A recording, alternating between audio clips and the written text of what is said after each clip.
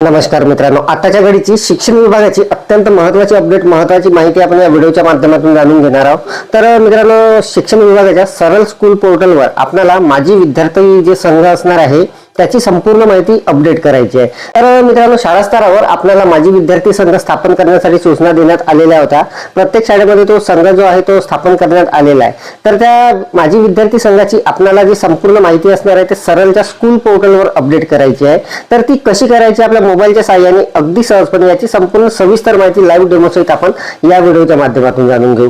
तर नमस्कार, मी राज मेश्राम, मराठीशाळा.com या YouTube चॅनलवर पुन्हा एकदा आपलं सहर्ष स्वागत आहे। मित्रांनो, सरळ स्कूल पोर्टल 2025-26 चा अत्यंत महत्त्वाचा व्हिडिओ होणार आहे। यापूर्वी आपण या पोर्टलवर जे आपल्या शाळा स्तरावर ज्या समित्या आहे, महत्त्वाच्या 4 समित्या, त्याची माहिती बघितलेली आहे आणि आता आपल्याला तिथे एक नवीन टॅब आलेली आहे आणि त्या टॅबच्या माध्यमातून माझी विद्यार्थी संघ जो असणार आहे त्या संघाची संपूर्ण सविस्तर माहिती तिथे अपडेट करायची आहे। कशी करायची, काय करायची याचा संपूर्ण लाईव्ह डेमो बघण्यासाठी व्हिडिओला स्किप न करता पूर्ण बघा। चॅनलवर जर नवीन असाल तर चॅनलला सबस्क्राइब करायला विसरू नका आणि व्हिडिओ जर आवडला तर व्हिडिओला लाईक व शेअर करा।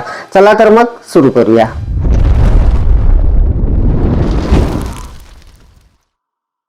तर मित्रांनो, सरळच्या स्कूल पोर्टलवर आपल्याला माझी विद्यार्थी संघाची संपूर्ण माहिती अपडेट करण्यासाठी सगळ्यात अगोदर सरळच्या स्कूल पोर्टलवर आपल्याला लॉग इन करून घ्यावं लागणार आहे।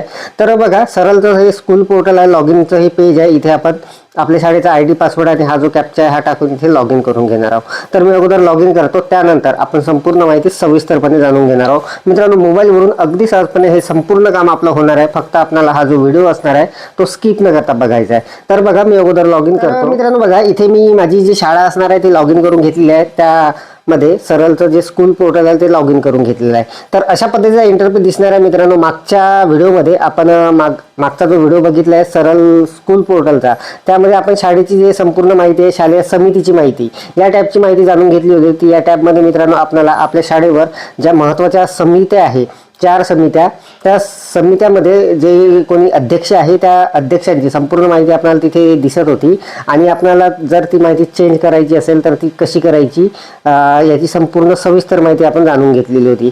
तर बघा, आता इथे मित्रांनो ही जी दुसरी टॅब आहे माझी विद्यार्थी संघ म्हणून, या टॅबमध्ये आपल्याला आपल्या शाळेवर जो माझी विद्यार्थी संघ आपण स्थापन केलेला आहे किंवा करायचा असेल त्याची संपूर्ण माहिती इथे अपडेट करून घ्यायची आहे।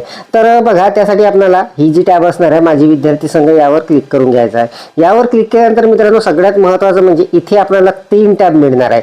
तर इथे 3 या ज्या टॅब असणार आहे यामध्ये आपल्याला ती संपूर्ण माहिती अपडेट करायची आहे। तर बघा, इथे पहिली जी टॅब असणार आहे ती असणार रजिस्ट्रेशन। आपल्याला माझी विद्यार्थी संघाचं रजिस्ट्रेशन इथून करून घ्यायचं आहे।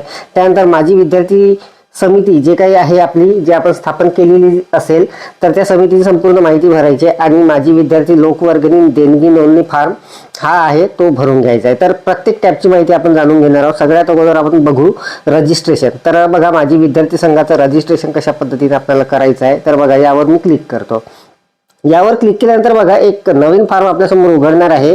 तर इथे मित्रांनो आपल्याला आपली शाळा जो असणार आहे त्याचा जिल्हा इथे दिसणार आहे, तालुका दिसणार आहे आणि शाळेचं नाव इकडे दिसणार आहे। तर मोबाईलवरून आपण हे करणार आहोत। थोडं मी स्क्रोल वगैरे करून घेतो याला। तर बघा, इथे आपल्याला हे रजिस्ट्रेशन असणार आहे मित्रांनो माझी विद्यार्थी संघाचं। तर हा फॉर्म असणार आहे, त्याचा हा फॉर्म आपल्याला भरून घ्यायचा आहे।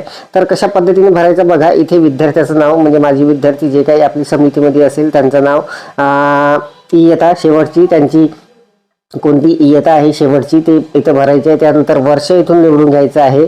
त्यानंतर ते जे माझे विद्यार्थी आहे त्यांचा व्यवसाय किंवा नोकरी जे काही असेल ते इथे टिक करून घ्यायचा। व्यवसाय असेल तर व्यवसायावर टिक करायचं, नोकरी असेल तर नोकरीवर।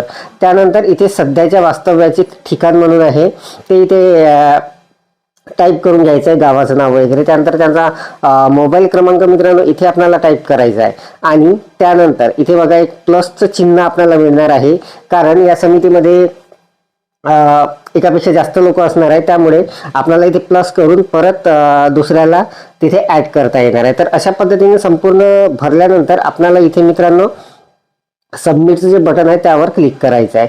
तर बघा, आपण ॲड केल्यानंतर इथे संपूर्ण जे असणार आहे त्या संघामधले त्यांची संपूर्ण यादी इथे येणार आहे।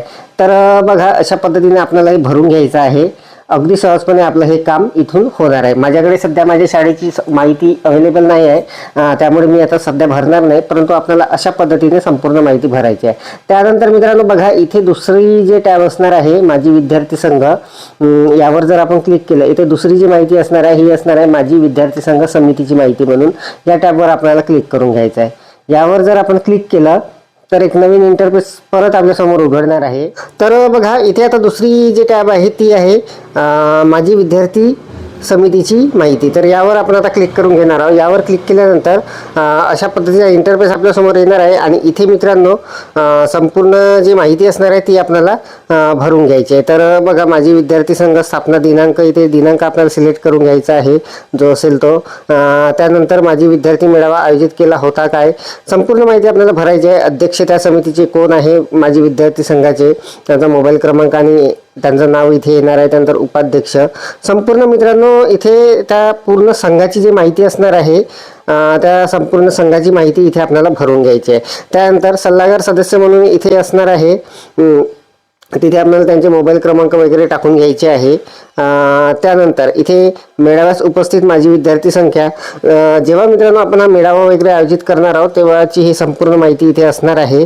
त्यानंतर शैक्षणिक गुणवत्ता वर्धन कार्यक्रम आयोजित केला होता काय, होय नाही तिथे निवडून घ्यायचा आहे, असल्यास कार्यक्रमाचा तपशील इथे टाकायचा आहे। आणि मित्रांनो आपल्याला इथे फोटो सुद्धा अपलोड करायचा आहे। इथे चूज फाईलवर आपण क्लिक केल्यानंतर आपली गॅलरी ओपन होणार आहे आणि तिथून आपल्याला तो फोटो जो असणार आहे तो सिलेक्ट करून घ्यायचा आहे। तर अशा पद्धतीने आपल्याला माझी विद्यार्थी संघटना ही जी माहिती आहे ही भरायची आहे आणि इथे शेवटी सबमिटचं जे बटन असणार आहे यावर क्लिक करून घ्यायचं आहे। मित्रांनो इथे फोटो अपलोड करताना आपल्याला त्याची जो साईज असणार आहे, एक तर PDF मध्ये तो फोटो आपल्याला अपलोड करायचा आहे आणि दुसरी गोष्ट म्हणजे त्याची साईज जी आहे ते 1 MB पेक्षा कमी पाहिजे।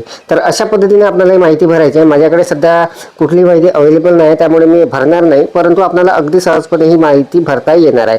त्यानंतर तिसरं जे असणार आहे ते असणार आहे माझी विद्यार्थी लोकवर्गणी देणगी फॉर्म। यावर जर आपण क्लिक केलं तर त्यांच्यातर्फे शाळेला जे काही देणगी वगैरे प्राप्त होणार आहे त्याची माहिती आपल्याला इथून भरून घ्यायची आहे। तर बघा, इथे भरताना अगदी सहजपणे आपल्याला ते भरता येणार आहे, वैयक्तिक किंवा सामूहिक।